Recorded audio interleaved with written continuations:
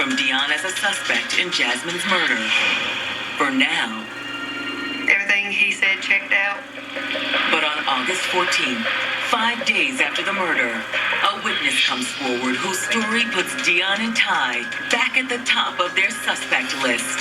She says that she saw Dion and Ty walking about a block from Jasmine's house the night she was murdered.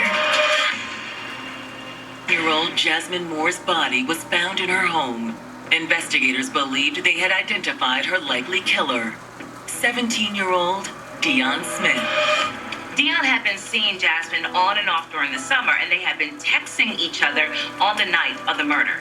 But proving Dion's guilt is a difficult task. To start with, he was considered a strong suspect. We just could not pinpoint anything with him. Especially after Dion's friend, Ty Murchison, confirms Dion's alibi. Dion said he had nothing to do with it. He was not at Jasmine's house, that he was hanging out with Ty all night. However, on August 14th, 5 days after Jasmine's body was discovered, a witness comes forward with some crucial information about the night Jasmine was killed. The woman lived not far from Jasmine's house and says she saw Dion and Ty on the night of the murder. Well, I just happened to be in a neighborhood the other night, and I saw Ty Murchison and Dion Smith going up the other way. She says that she saw Dion and Ty walking about a block from Jasmine's house. Hey, how y'all doing? Good. Doing well. Good. So how's your mom? She's doing better. That's wonderful. Okay, well, you guys take care. See you. Okay. She spoke to them. They spoke back. She did say it was odd running into them because she's never seen them in that area before. Are you sure it was them? I'm positive. I've been knowing Dion's mama since before he was born. What time did you see them? It was around 12:30 or so. Were they going toward Jasmine's or away? It was away because I passed them at the corner of 4th and Wayne. That put Dion and Ty a block away from Jasmine's house, approximately 45 minutes after she sent her last text to Dion. They would have had enough time for Dion and Ty to kill Jasmine, set her body on fire. But the question still remains, why? The witness's statement is enough to put Dion and Ty back on top of the suspect list. But investigators will need more proof to make an arrest. We can't lock you up on suspicion. We need the physical evidence to prove that you were there, because the jury's not going to convict on what we think or feel. While investigators wait for the analysis from the GBI, they decide to pull Dion and Ty's phone records. But it's a dead end. Those phone records showed that they were nowhere near Jasmine's home. Then, on September 4th, 2009, investigators received the forensic analysis and hope it will provide the break they need. Jasmine's autopsy results and the DNA from all the various suspects had gone off to the Georgia Bureau of Investigations for analysis. Detectives get the forensic report back, and it was really frustrating. We couldn't get anything off her body, nothing under her fingernails, nothing that would say who done it. There was also zero evidence of a sexual assault, so police were still without a motive. Leads dry up. Now all investigators can do is hope someone knows something and is willing to come forward. Police offer up a $10,000 reward for anyone who had any information to come forward and help them. I'm liking that. The authorities here were adamant it was never a cold case. They continued to work their suspects and continued to work the people close to them and close to the victim. They never let it go. It was always on everybody's mind. 2 years pass with no new leads. The community began to wonder if to moisturize my skin. we would ever know what really happened that day that Jasmine was killed. Yes. Investigators have never been able to rule out Dion Smith and his friend Ty Murchison as suspects. They didn't have everything that they needed. They're just waiting on that one break. It was something we always kind of kept in the back of our head. Is there something that we could have done different? Did we collect all the evidence? Did we talk to all the right people? Why isn't somebody coming forward? The long wait for justice is especially difficult for Jasmine's family. That was bad. It's because of the mirrors behind the camera. Just wondering all the time who did it. Her family had a very hard time with us not being able to find who done it. Then, late on the evening of June 7th, 2014, almost 5 years after Jasmine Moore was murdered, Ty Murchison walks into the police station. In the 5 years since the murder, Ty had graduated high school, gotten a job, and started a family. Can I help you? He'd been baptized and wanted to clear his conscience of all of his past wrongdoing. Apparently, there was still one sin that he needed to wash away. I have information about an open murder case. He said, I'm here to close out Jasmine's murder. Have a seat. Over a period of several years, a lot of times people's consciences get the better of them. And that's what happened here in this case. Tiberius made a commitment to God. He left church and went straight to the police station. He had an incredible secret and an incredible burden, but he knew that in order to truly find forgiveness, which is what he was seeking, that he had to make that right. And there's only one way to do that. Murchison, one of the two teenagers investigators previously suspected of killing Jasmine Moore, has just come forward, 5 years after the murder. Tiberius walked into the sheriff's department and told them that he wanted to close the case. Is this about Jasmine Moore?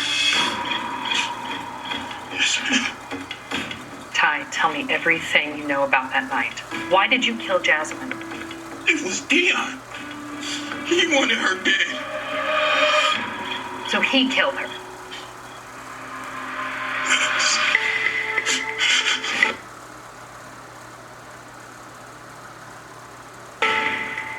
Jasmine had told Dion that she was pregnant. Dion said, well, we're not going to deal with that. We're going to end the pregnancy. Dion decided that he would rather kill Jasmine than be a father. What's really sick is that he didn't just want Jasmine dead. He wanted the baby gone also. According to Ty, all Dion needed was the right opportunity. And by taking advantage of Jasmine's affection for him, he saw his chance. When Jasmine texted Dion that Saturday night, he put the murder plot in motion. Hey. What's up, Jasmine? Hi. And Ty went with him. After she let us in, I went and sat on the couch in the living room. And he took her back to the bedroom. You okay? We need to talk. Okay.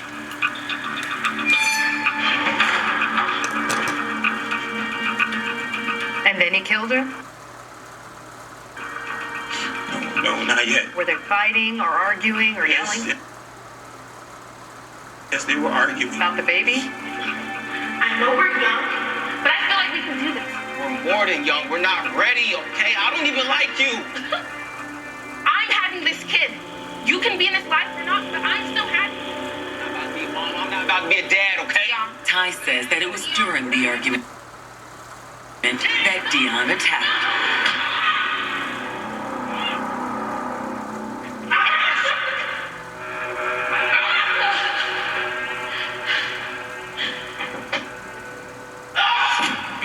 Yo, Dion! Yo. From what Ty says, it just all happened all of a sudden. But Jasmine's ordeal was far from over. After the attack ended, Dion asked Tiberius to hit her with the hammer on her head to make sure she was dead.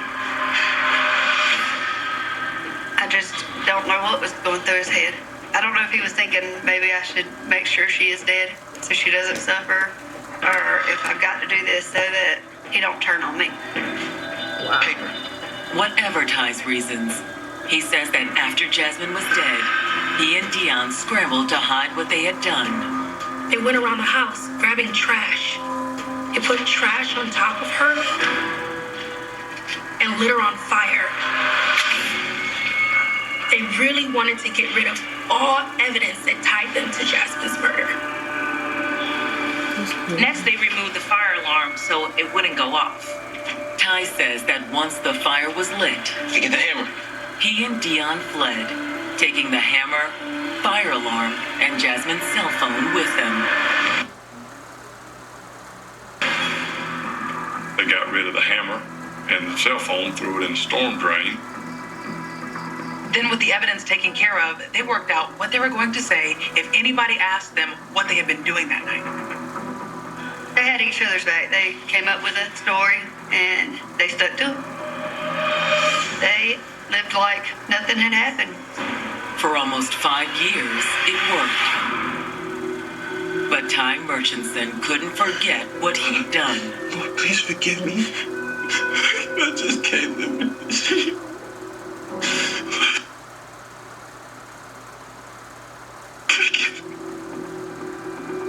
Mr. Murchison made a commitment to Christ and knew that he had to confess what he had done. Please forgive me. I just keep seeing her face and what we did to that poor girl. He was having bad dreams. He was still seeing her face. Her memory was haunting him daily.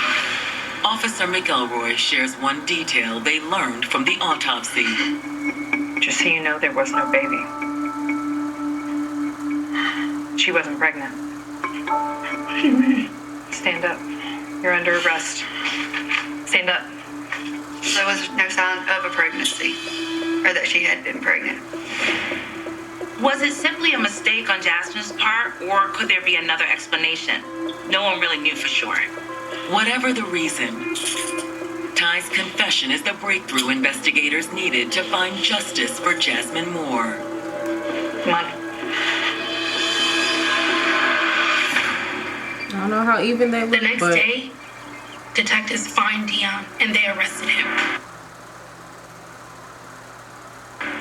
We interviewed Dion, and of course he lawyers up, doesn't want to talk. The prosecution feels confident to move forward without Dion's cooperation. I'm gonna do the fox In eye. April of 2016, Dion Smith goes on trial for murder. Tiberius is the star witness. He probably could have gone the rest of his life without this being known by anyone but Dion, and yet he came forward. Tiberius worked out a plea deal. He got 30 years, 20 for aggravated assault, and 10 for arson. But will his testimony be enough to convict Dion of Jasmine's murder? This whole time, he maintained that he had nothing to do with this. He claimed that he wasn't there, that he didn't know what was going on, that he don't know why he was even brought up into it. Will the jury believe Dion, or will they believe Ty? He was convicted. He was sentenced to life in prison. Tiberius came forward and did the right thing and at least gave the family and gave the community some closure. If that young man had not entered the police station that day, we probably would still not know who killed Jasmine Moore. That's what solved the case. His conscience. God just put a burden on him because the case needed to be solved. While Ty's testimony brought justice for Jasmine, it couldn't erase the pain her family felt. There was no reason for it. Point blank. No reason for it all. The biggest tragedy about it is she was only 15. She was going to do something with her life and she was not given that opportunity. She never even had the chance to live.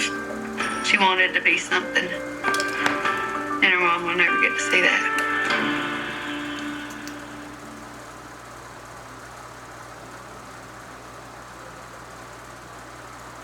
Dang. Next episode about to start, y'all. I can't believe I took that long. Love can provide a certain strength. It fortifies the spirit. It can fill your heart with happiness and lift you to new heights. But what if rising above means risking it all? You've gone too high and you can't see the ground. Everything you love begins to slip away. Can you right the course before it's too late? Before you lose it all? June 2nd, 2016, 10 p.m. It's a quiet night in Winnebago County, Wisconsin. It's got a real small town feel. It's a great place to live and work. Kind of a hardworking community, a very safe community to live in. On the north side of town, a gas station clerk is finishing up her shift when her husband arrives. He comes to the gas station to help her close. It's late at night, and, he's trying to be a good husband. But the peaceful night would soon be shattered in the blink of an eye. They were approached by an individual who was wearing a red sweatshirt and a mask. This is a The primary husband was music. pushed to the ground. The perpetrator had taken a gun out and held them at gunpoint, told them to get up.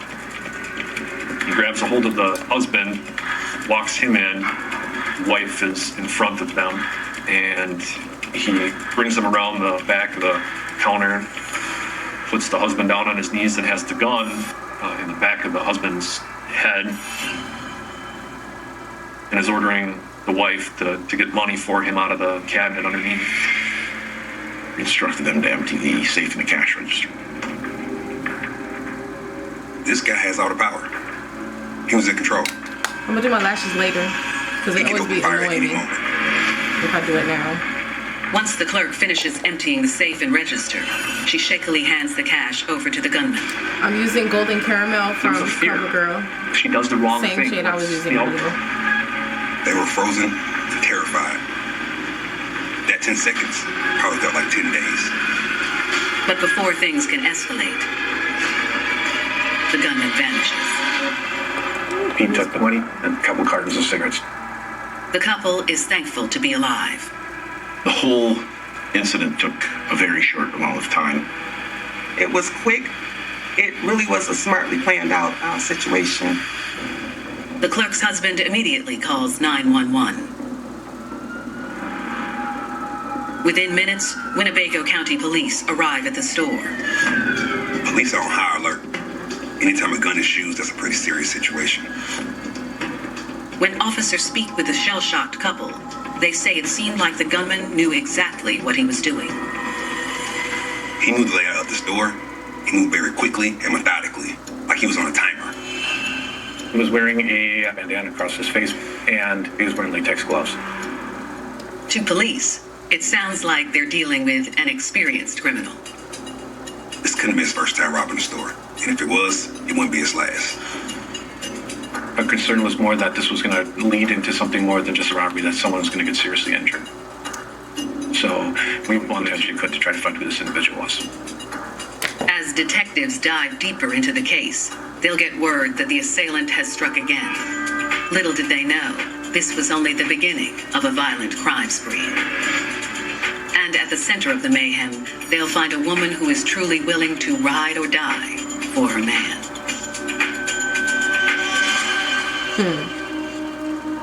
These girls, baby. The D must. As a teenager, Raven Berryhill had everything a girl could hope for. She was full of life. Everybody wanted to be around Raven. She was getting straight A's. She's very intelligent. She was a cheerleader, actually. I made varsity. I was the only black girl on varsity cheer. I seen great things for Raven. But things weren't always so easy for the beautiful cheerleader. My dad was in and out of prison. He sold drugs. He had his own life going on outside his marriage and all that stuff. Raven's parents eventually divorced, and the separation took a toll. She got distant.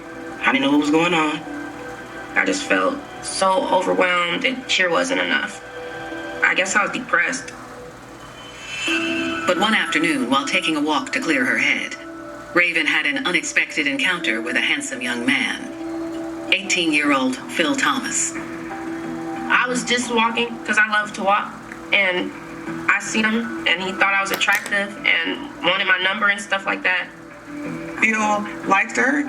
He's showing her genuine friendship, which is that support system that she's looking for. Raven and I know this Phil might be a began lot for spending some of you more and guys, more time so- together. Me and Phil really was like best friends. I'm trying to We be knew each cute, other. but I God. talked to him day in and day out, so we had a solid friendship before anything. When you have that type of love that Phil was given to her, or that attention that she essentially has never had before, she wanted to do So now I'm using anything that she could CoverGirl to True keep Blend in the shade D70. The friendship For my, soon turned into a foundation. sizzling romance. And the D80 is my contour She's a shade. passionate person, so she's gonna give her all. And she D70? wanted to be loved.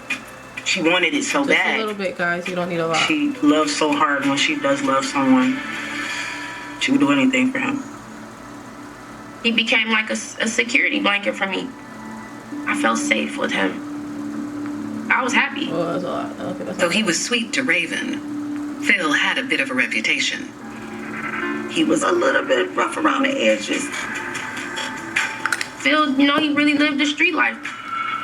After just a few months of dating, Raven moved in with Phil at his apartment. But Raven's family was none too pleased. When she moved in, she dropped out of school. I left 5 months before graduation. They didn't like it. They did not like him, but they didn't know him. And with all that passion, she was giving all that love and trust to him, and kind of just letting him conduct the way she was moving. Living together only fueled the love between the couple. He wants to build all this stuff with me. He wants to marry me. I was living a fairy tale, essentially. Like, what girl doesn't want this? Okay. Fast forward 6 years. By June of 2016, the couple had grown into a family of 4. They had 2 children together. They were at home, you know, being a happy family. It seemed Raven had finally made an honest man out of Phil. He's so family oriented. He worked his hardest to make sure that we were okay. He's choosing to go to work and stay at home with his family. I loved it. But soon, when the family falls on hard times, Raven would risk everything, including her picture-perfect family, all for her man.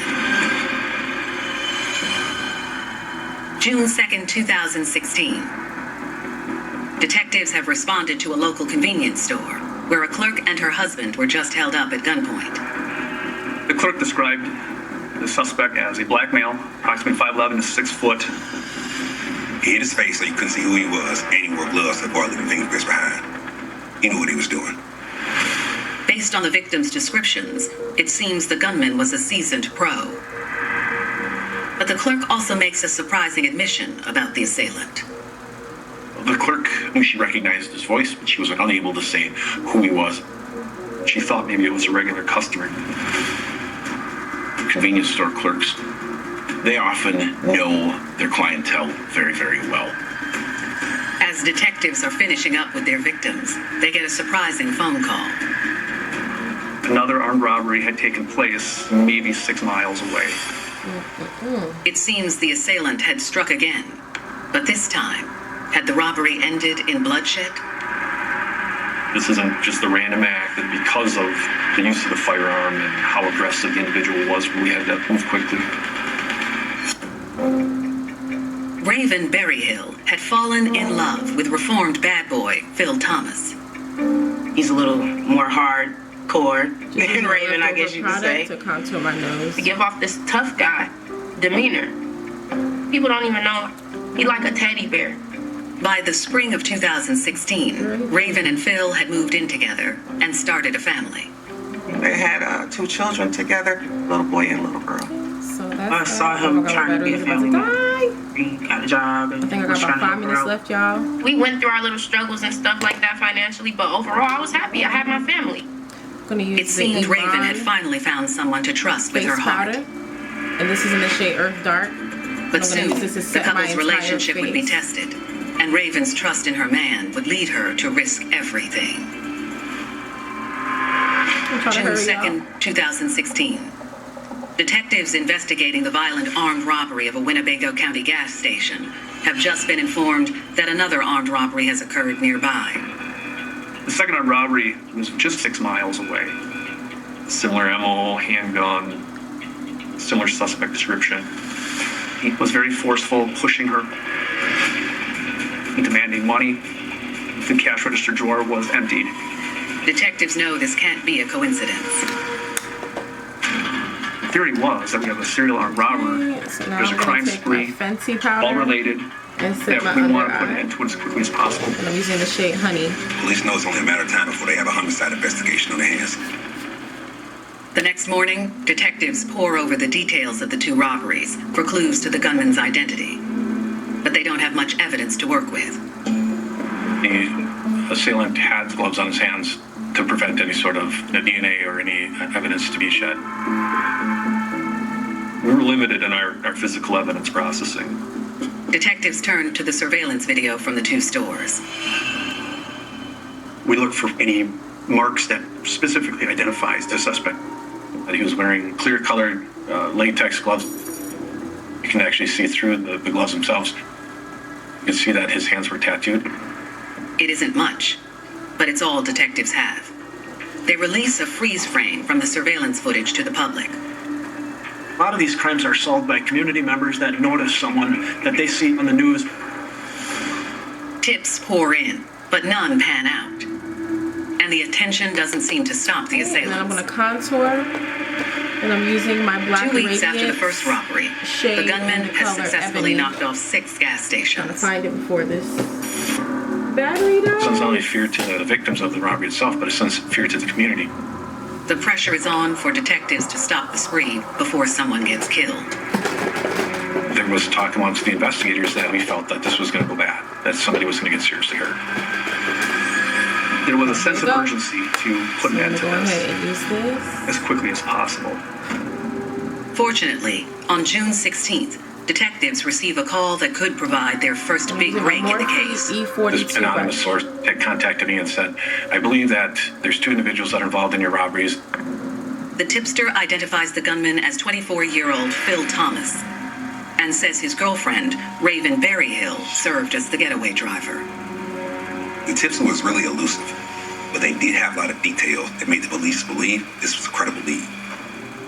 After the tipster hangs up, detectives turn to the couple's social media pages to get a look at their potential suspects. When they scan over Phil's page, they immediately hit pay dirt. Now in the video surveillance, you could see that his hands were tattooed, and the Facebook photos also showed those similar tattoos. The clothing that he was wearing in those robberies were matches on his So I'm gonna do social media blush. profile in several instances. And for the blush, I'm going What's to use more, the same Phil eyeshadow appeared to from be before boasting about the on my robberies cheeks. on his profile. Oh my gosh, I hope I can find it He before also the had camera some dies. statements in there about going to rob places. Investigators run a background check on Phil Thomas. Here we go. The information that we were finding out is that he had a record in Winnebago County for retail theft. Phil was recently caught stealing TVs from a big retailer, and the record shows Raven was along with him for the ride. Philip was interviewed for the retail theft. We watched the video footage. In the interrogation video, Phil not only admits to stealing the televisions, but also admits he threatened Raven into helping him. I was just picking up stuff, putting in the bag. She just kept on like, no, you don't do this. I basically threatened her. Like, come on, you gotta do this. Like, I ain't gonna do this no more. I'm gonna get on the beach already. Ooh, It's an interesting interview. Okay, There's my no battery's record of literally going to domestic die in abuse. 1 minute. And on social media, they're like the perfect happy family. So which is it? With the tipster's information, the clothes and We're gonna stop tattoos here found on on the show, Phil's I guess. social media page, as well as his criminal history, detectives feel confident they've identified their gunman. I'm going to use this highlight. It was enough for us to put that into an affidavit and request a search warrant for his I'm residence. going to use this one right here. But if Phil's girlfriend, Raven Berryhill, is his accomplice, is she trapped in a vicious cycle against her will? Or is she along for the ride with her man? She along for the ride. In the retail robbery, Phil admitted that he threatened Raven to get her to help. So it's very possible Raven could be in danger herself. To have something become so much out of my control. After that, it was just terrible. Police in Winnebago County, Wisconsin, are investigating Raven Berryhill and her boyfriend, 24-year-old Phil Thomas, on detectives' radar. So now we're After back. My gathering all battery's the still gonna results die from soon, Phil but I'm Thomas' trying to finish social the look. media that produced evidence enough to give us probable cause to request a search warrant for the residence. The warrant is issued on June 17th, 1 week after the last robbery. We had just got back from grocery shopping. Bill, he goes outside. And I look, and he's like leaning over the balcony. One of the officers on surveillance said, I have who I believe to be Mr. Thomas standing on the railing. That's when Raven Berryhill comes out on the balcony. I'm like, what you looking at? And he goes, you see all the police cars? So I look, and they had us surrounded. Officers were able to verbally make contact with him from the lower level, ordered him to the ground. Police also order Raven to get down. This is the Phil's on the dark ground, brown I'm on the pencil ground. from Ruby Kisses. We're next to each other, and we're just holding direct eye contact with each other. I was sad, because I knew our life was going to change. Myself and other officers get up to the second level and go over and make contact with him. They came from everywhere. Like, there was going to be no room. We would have died, period. Like, period. Everybody had guns, because we were now marked as armed and dangerous. As police approach, the couple remains silent. From Anastasia Beverly Hills, it's like a lip So, like, we didn't even tell each other we about loved this each for me other. for I think we Christmas. just was in so much shock. All we could do was stare at each other I'm just for going what to seems use like this forever. shade right here. It's my And they favorite one, stood as him you up, can tell. and they walked him out. It was obvious to detectives that this was not a hostage situation. This was a couple who got involved in something that spun out of control. In his interrogation about the retail theft, he mentioned he threatened Raven to get her to help. But you can tell, by the way this couple looks, he would never hurt her. He was just making up this story to protect her and keep her from going to jail. As Raven watches her man get taken away in handcuffs, her focus shifts to her children.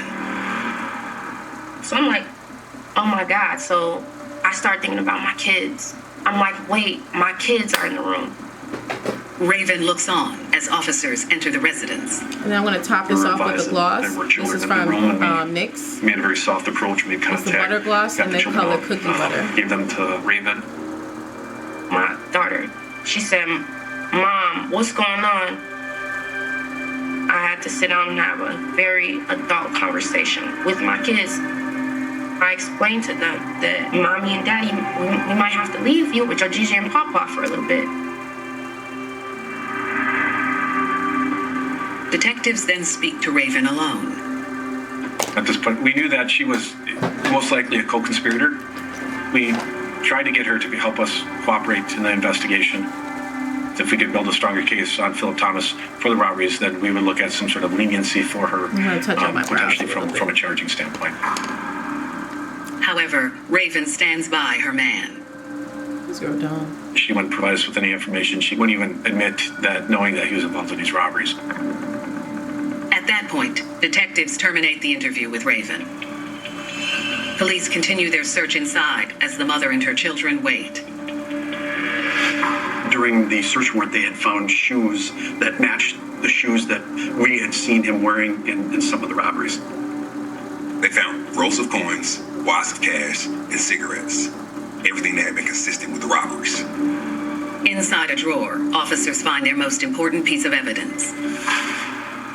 We found a silver handgun that matched surveillance video. Before they leave, officers confiscate the couple's cell phones. After the search warrant was executed, Raven was not allowed to stay there anymore, so she ended up leaving and going to stay with a family friend. Even though police believe Raven was involved in the crime, they only have enough evidence to arrest Phil at this point. Detectives now have one of the alleged robbers in custody. I look washed out. And soon, a friend's betrayal will put another one in their crosshairs. I told her everything. Raven had confided in a friend, and she actually described exactly what they did. She would not have been able to obtain that information other than from Raven. My instincts are very on point. And I know that it's just going to be only a matter of time before the police put everything together. June 2016. Winnebago County, Wisconsin. Local police have just arrested 24-year-old Phil Thomas on suspicion of 6 counts of armed robbery. They suspect his girlfriend, Raven Berryhill, is also involved in the convenience store robberies. Police raid their apartment. They find numerous amounts of evidence that connect Phil to the robberies. They find cash, coins, and cigarettes, along with some shoes and the gun that was caught on surveillance camera. We thought she was the getaway driver, But we still didn't have enough to charge her with being involved in this incident. Detectives are eager to sit down with Phil for an interview. But if they think Phil's going to talk, they're highly mistaken. We tried to interview Philip and he wouldn't provide us with any information. He did not cooperate in the investigation. Phil, he loves Raven. Phil wants to have this unbreakable bond. So they seek refuge in one another. They have a hold on each other. Fortunately for detectives, on July 1st, a friend of Raven Berryhill, named Asia Walker, comes forward with damning information that could break the case wide open. After Phil was arrested, she said that Raven started to talk to her about the robberies. Why? If you're not going to tell the police, why would you go tell your friend? First-hand Why are you running your mouth? Of what was going on If you're gonna be, involving Raven and Philip.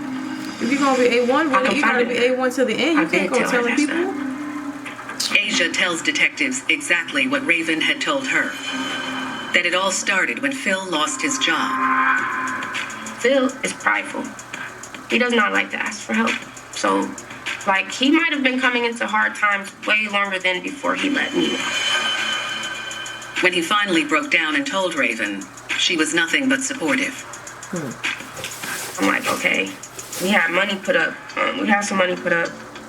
As it turns out, that money went faster than the couple hoped, and their financial situation was dire. Things were going downhill fast. They were running out of food. They had kids to feed. They were on the verge of being homeless. They were getting desperate. That's when Phil told Raven he had a plan. He's like, we'll rob these gas stations. And I cried. I was like, no, we don't have to do this. There's another way. According to Asia, Phil insisted that this was their only choice. And Raven ultimately agreed to help her man carry out the robberies. For him and for their family. We was in a hard place.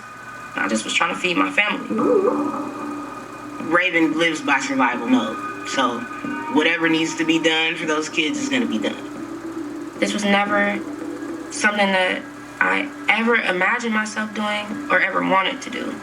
But he told me all of our money was gone. So my survival instinct more so started kicking in because I just, at that point, became accepting. Asia confirms that the plan was for Raven to be the getaway driver, while Phil did the heavy lifting. So I started preparing mentally, like, what needs to be done.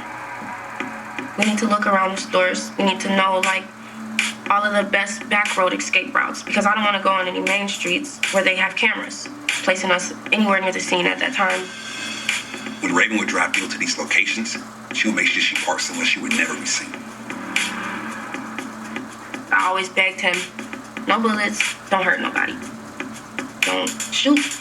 You got 3 minutes. That was the rule. You had 3 minutes to be in and out. If you're not out in 3 minutes, I'm leaving. One of us got to get back to the kids.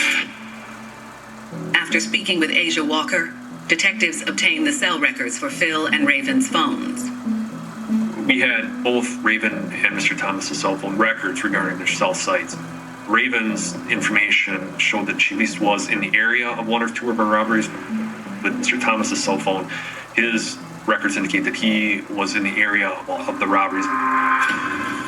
With the evidence stacking up, prosecutors make the decision to charge Phil Thomas with 6 counts of armed robbery. Mascara to put on. If not, then this will be the completed When you look. have something like this happening, a very aggressive takeover style of robberies, we're very lucky that nobody was seriously hurt. Detectives now concentrate on Raven Berryhill. But other than Asia Walker's statement, They have no concrete evidence that links her to the crime. It was all circumstantial. They needed something more concrete.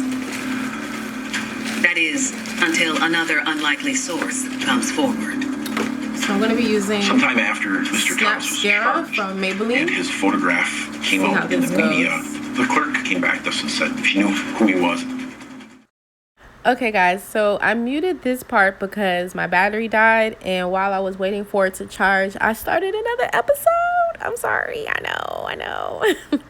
So by the time I came back, I was already halfway into the new episode, so I didn't want to ruin it for you guys, and I just decided to go ahead and mute this part.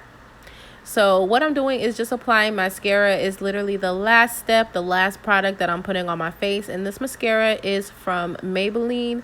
It is actually really, really good. I was looking for a specific type of wand that would really feather out my lashes and be able to grab the bottom lashes, because as you know, with your bottom lash line, those seem to be more on the scarce side, at least for me anyway. They're very thin and almost non-existent, so I wanted a brush that would really get up in there and do its job. And I think this is a really good mascara. I really liked it, and as you can see, I look like I got some now. So anyway, this, like I said, this is the last step. I did not apply any setting spray because it was like 10:30 at night and I wasn't going anywhere, so there was no need to do that. So this is the end of the video, and please make sure to thumb up and let YouTube know that you like the video, because then what happens is they start sharing my video with other people. You know how sometimes you get those random behind videos in your feed and you're like, what? How did this even get here? But then you watch it anyway. That's what I need this video to do. I need it to land in somebody's face and be like, what? How did this get here? But I'm gonna watch it. So that's pretty much what thumbing up does for the YouTube algorithm. So help me help you, and we help each other, okay? You thumb me up, I give you more videos, you learn some stuff, you get some new products, and I get more views so that I can afford to buy more products and share. That's it. It's all free. So anyway, my loves, thank you for watching, and I will catch y'all in my next video.